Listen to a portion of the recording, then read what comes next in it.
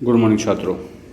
आज फिर एक बार आपका अपने चैनल G10 क्लासेस में स्वागत है। छात्रों, आज हम टॉपिक लेंगे यूरोप में राष्ट्रवाद का उदय भाग 2।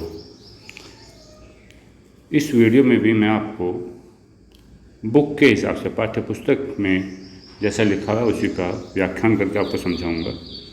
और इसमें हम टॉपिक कवर करेंगे जर्मनी और इटली का एकीकरण और ब्रिटेन की अजीब दास्तान। दोस्तों, पहले वाली वीडियो थोड़ी ज़्यादा बड़ी होगी, तो इसलिए हम छोटे छोटे पार्ट्स में डिवाइड करेंगे, जिससे आपको वीडियो देखने और समझने में कोई दिक्कत ना हो। फिर भी आपको कोई प्रॉब्लम है तो आप अपने सवाल कमेंट्स में अवश्य लिखें। आज हम नए टॉपिक पर बात कर रहे हैं जर्मनी और इटली का निर्माण। दोस्तों, आपको मालूम है जब फ्रांस की क्रांति हुई थी तो लगभग फ्रांस ने पूरे यूरोप में एक हलचल पैदा कर दी थी। और उस हलचल से पूरे यूरोप की जो जनता थी, उस जनता को ऐसा लगने लगा था कि अभी सबको आज़ादी मिल जाएगी। जिस तरह से नेपोलियन ने फ्रांस के आसपास के इलाकों में को विजित कर और 38 राज्यों का एक संघ बनाया था जर्मनी का, तो उन लोगों में ऐसा लगने लगा था कि अब जनतंत्र अर्थात उन्हें कुछ अधिकार मिल जाएंगे। लेकिन उसके बाद वापस रूढ़िवादियों की सरकार आई और रूढ़िवादियों ने राष्ट्रवादी भावना का इस्तेमाल कर पुरानी परंपरा का शासन करना आरंभ कर दिया। तो चलिए देखते हैं। 1848 के बाद यूरोप में राष्ट्रवाद का जनतंत्र और क्रांति से अलगाव होने लगा। राज्य की सत्ता को बढ़ाने और पूरे यूरोप पर राजनीतिक प्रभुत्व हासिल करने के लिए रूढ़िवादियों ने अक्सर राष्ट्रवादी भावनाओं का इस्तेमाल किया। जैसा आपने पिछले वीडियो में पढ़ा था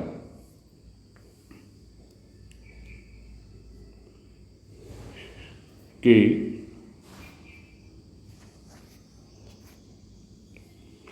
आपने पिछले वीडियो में पढ़ा था कि जब एक संसद में प्रस्ताव रखा गया था और वहाँ पर प्रशा के सम्राट को आमंत्रित किया था कि आप आइए, लेकिन उसने मना कर दिया था। तो उसी प्रक्रिया में आगे देखते हैं। इसे उसी प्रक्रिया में देखा जा सकता है जैसे जर्मनी और इटली एकीकृत होकर राष्ट्र राज्य बने। जैसे कि आपने देखा है, राष्ट्रवादी भावनाएं मध्य वर्गीय जर्मन लोगों में काफ़ी व्याप्त थी और उन्होंने 1848 के जर्मन महासंघ के विभिन्न इलाकों को जोड़कर एक नवनिर्वाचित संसद द्वारा राष्ट्र शासित राष्ट्र राज्य बनाने का प्रयास किया था। मगर यह राष्ट्र निर्माण उदारवादी पहल राजशाही और फौज की ताकत ने मिलकर दबा दी थी और जिसका प्रशा के बड़े भूस्वामियों ने भी समर्थन किया था।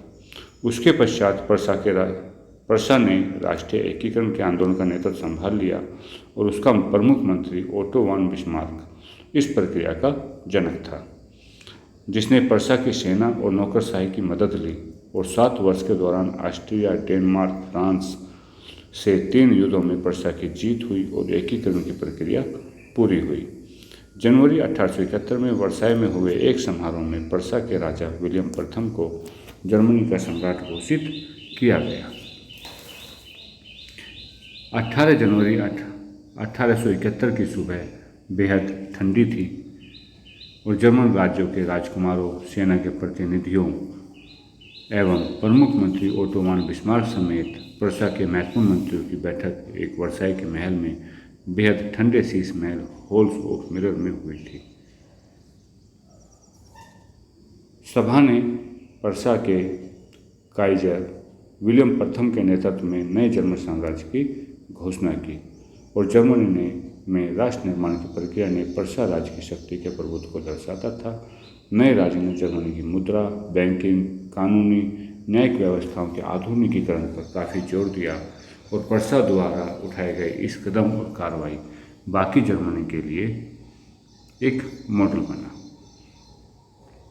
छात्रों, जर्मनी का मॉडल तो बन गया, लेकिन इस मॉडल में सबसे बड़ा का जो रोल रहा है वह था ओटो वॉन बिस्मार्क का। बिस्मार्क 1862 में प्रशा के चांसलर बने थे और चांसलर बनने के बाद बिस्मार्क ने पीछे मुड़कर नहीं देखा।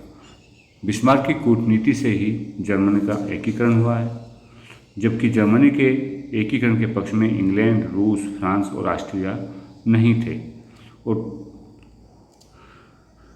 बिस्मार्क को यह पता चल गया था कि जब तक ऑस्ट्रिया उसके पक्ष में नहीं होगा या ऑस्ट्रिया को जब तक वो नहीं जीत पाएगा, तब तक जर्मनी का एकीकरण होना बहुत ही मुश्किल है।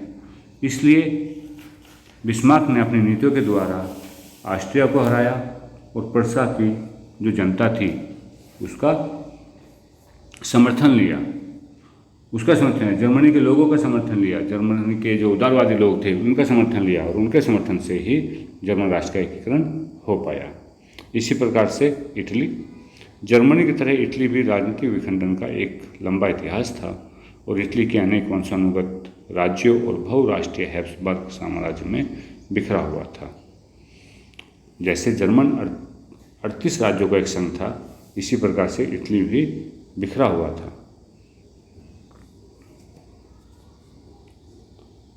19वीं सदी के मध्य में इटली राज्य 7 राज्यों में बटा हुआ था, जिनमें से केवल एक सार्डिनिया पीडमंत में इतालवी राजघराने का शासन था। इतालवी मतलब इटली के राजघराने का शासन था। और उत्तरी भाग में ऑस्ट्रिया हैब्सबर्गों के अधीन था। मध्य इलाकों पर पोप का शासन था। दक्षिण क्षेत्र में स्पेन के बुर्बा राजाओं के अधीन था और इतालवी भाषा ने भी साझा रूप हासिल नहीं किया था। अभी तक उसका विविध क्षेत्रीय और स्थानीय रूप में मौजूद था। अर्थात इसका मतलब यह है कि इटली के किसी भी भाग पर एकता का कोई संभावना भी नजर नहीं आ रही थी। इटली के अलग अलग भागों पर अलग अलग राजाओं के शासन थे। और 1830 के दशक में जूसेपे मैत्सिनी एक क्रांतिकारी हुए हैं।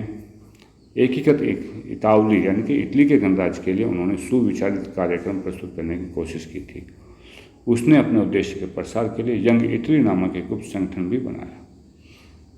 1831 और 1848 की क्रांति के विद्रोह की असफलता से युद्ध के जरिए इतालवी राज्यों को जोड़ने की जिम्मेदारी सार्डिनिया पीडमंट के शासक विक्टर इमैनुएल द्वितीय पर आ गई।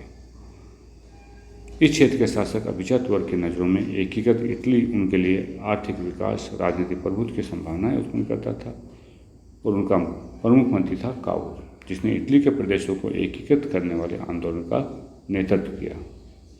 वो जो प्रमुख मंत्री काउर था, ना तो एक क्रांतिकारी था, ना ही जनतंत्र में विश्वास रखने वाला था।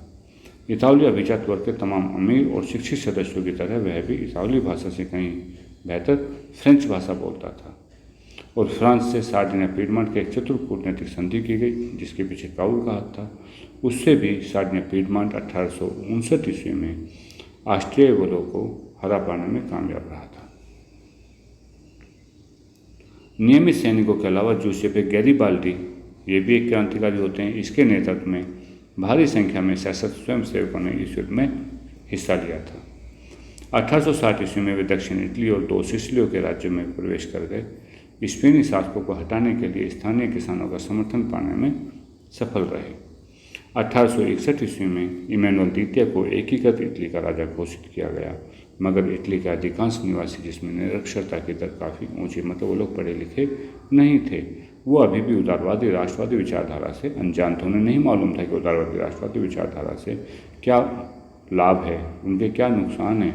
दक्षिण इटली में जिन आम किसानों ने गैरिबाल्डी का समर्थन दिया था, उन्होंने इटालिया के बारे में सुना ही नहीं था। वो ये मानते थे कि ला टालिया कौन है, विक्टर इमैनुएल की दूसरी पत्नी है। विक्टर इमैनुएल की पत्नी थी इटालिया, वो ऐसा समझते थे। ब्रिटेन की अजीब दास्तान। कुछ विद्वानों ने यह तर्क दिया है कि राष्ट्र और राष्ट्र राज्य का मॉडल या आदर्श ग्रेट ब्रिटेन है। ब्रिटेन में राष्ट्र राज्य का निर्माण अचानक कोई उथल पुथल या क्रांति का परिणाम नहीं थी, बल्कि यह भी एक लंबी चलने वाली प्रक्रिया थी। और 18वीं सदी के पहले ब्रिटानी राष्ट्र था ही नहीं। आप नहीं जानते इस चीज़ को कि 18वीं सदी से पहले भी ब्रिटानी राष्ट्र था ही नहीं। ब्रिटानी द्वीप समूह में रहने वाले लोग अंग्रेज, वेल्स, स्टोक या आयरिश की प्रमुख पहचान नर जातीय एथनिक थी।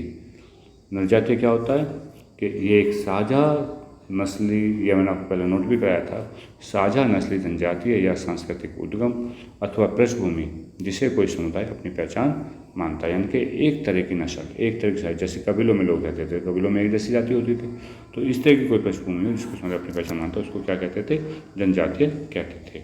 और इन सभी जातीय समूह की अपनी अपनी पहचान होती है, अपनी सांस्कृतिक और राजनीतिक परंपराएं होती थी। लेकिन जैसे जैसे आंग्ल राष्ट्र की धन दौलत, अहमियत और सत्ता में वृद्धि हुई, तो वह द्वीप समूह के अन्य राष्ट्रों पर अपना प्रभुत्व बढ़ाने में सफल हुआ। और एक लंबे टकराव और संघर्ष के बाद आंग्ल संसद ने 1688 में राजतंत्र से ताकत छीन ली और संसद के माध्यम से एक नए राष्ट्र का निर्माण हुआ, जिसके केंद्र में इंग्लैंड था। इंग्लैंड और स्कॉटलैंड के बीच एक्ट ऑफ यूनियन यानी कि 1707 से United kingdom of great Britain का गठन हुआ।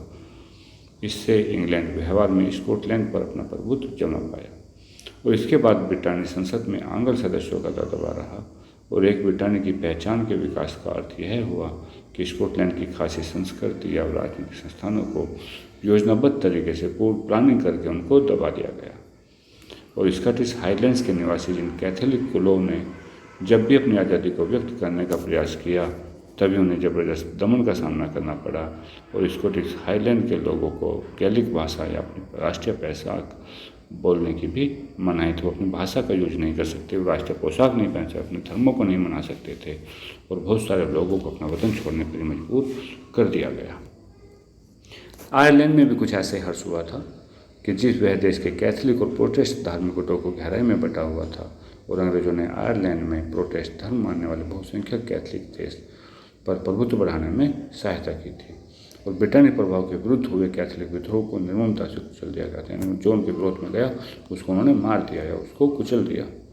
वॉल्फ टाउन यूनाइटेड आयरलैंड 1798 की अगुवाई में असफल विद्रोह के बाद 1801 में आयरलैंड को बलपूर्वक यूनाइटेड किंगडम में शामिल कर लिया गया और एक नए ब्रिटानी राष्ट्र का निर्माण किया गया जिस पर हावी आंग्ल संस्कृति का प्रचार प्रसार किया गया। नए ब्रिटेन के प्रतीक चिन्ह और ब्रिटानी झंडा यानी कि यूनियन जैक का झंडा दिया गया और राष्ट्रगान को खूब बढ़ावा दिया जिससे पुराने संघ में माथर सहयोगी रूप में ही रह गए। पुराने जो राष्ट्र संघ थे वो केवल सहयोगी रूप में रह गए, बाकी कुछ भी ना कर सके। अब हम देखते हैं जूसेपे गैरिबाल्डी। जूसेपे गैरिबाल्डी क्या थे? 1807 में इनका जन्म हुआ था और 1882 में इनकी मृत्यु हो गई थी। ये इटली के स्वतंत्रता सेनानियों में सबसे ज़्यादा मशहूर है। कौन? Giuseppe Garibaldi. इनका संबंध एक परिवार से, ऐसे परिवार से था कि जो तटीय व्यापार में शामिल, जो मतलब विदेशी व्यापार करते थे, तटीय नाविक थे। स्वयं व्यापारिक नौसेना में नाविक थे, यानी कि मर्चेंट नेवी में वो नाविक थे। 1863 में इनकी मुलाकात जूसेपे मैस्सिनी से हुई थी और मैस्सिनी यंग इटली, यंग यूरोप से जुड़ा हुआ था। 1834 में पीडमांट के गणतंत्र विद्रोह में उसने भाग लिया था, लेकिन यह विद्रोह कुचल दिया गया और गैरिबाल्डी को दक्षिण अमेरिका भागना पड़ा, जहां वह 1848 तक रहा और 1854 में विक्टर एमेनुएल द्वितीय का उसने समर्थन किया, जो इटली राज्य को एकीकृत करने का प्रयास कर रहा था। कि सोने पर सुहागा, जो जिस प्रयास में कर रहा था उसी व्यक्ति से उसकी दोस्ती हो गई। और 1870 ईस्वी में गैरिबाल्डी ने दक्षिण इटली की तरफ एक्सपीडिशन ऑफ 1000 कह सकते हैं हजारों लोगों का अभियान, एक ऐसा अभियान चला गया, उसका नेतृत्व किया था गैरिबाल्डी ने और इस अभियान में नए स्वयंसेवक स्वयं जुड़ते चले गए और उनकी संख्या लगभग 30,000 तक पहुंच गई थी। कहाँ 1,000 और कहाँ 30,000, और वे रेड शर्ट्स के नाम से लोकप्रिय हो गए थे। 1867 ईस्वी में गैरिबाल्डी के नेतृत्व में स्वयंसेवकों की एक सेना पेपल राज्यों से लड़ने के लिए रोम गई और इटली के एकीकरण की अंतिम बाधा थी और वहाँ एक फ्रांसीसी टुकड़ी तैनात थी। रेड शर्ट्स फ्रांसीसी और पेपल सैनिकों के सामने टिक नहीं पाए। 1870 में जब वर्षा के युद्ध के दौरान फ्रांस ने रोम से अपने सैनिक हटा लिए, तब जाकर पेपल राज्य अंततः इटली में शामिल हुए थे। यह है तस्वीर आपके पीडमांट की, गैरिबाल्डी की। जो बैठे हुए हैं ये गैरिबाल्डी है और ये शायद पीडमांट के राजा को इटली नामक बूट जूता पहनाने में मदद कर रहे थे। 1869 का एक अंग्रेजी व्यक्त चित्र उन्होंने दिया है। ठीक है साथियों, आज की वीडियो इतनी ही है और इसमें किसी के कोई क्वेश्चंस हो तो आप कमेंट्स अवश्य पास करें। वीडियो को शेयर और सब्सक्राइब करना ना भूलें। Thank you, welcome.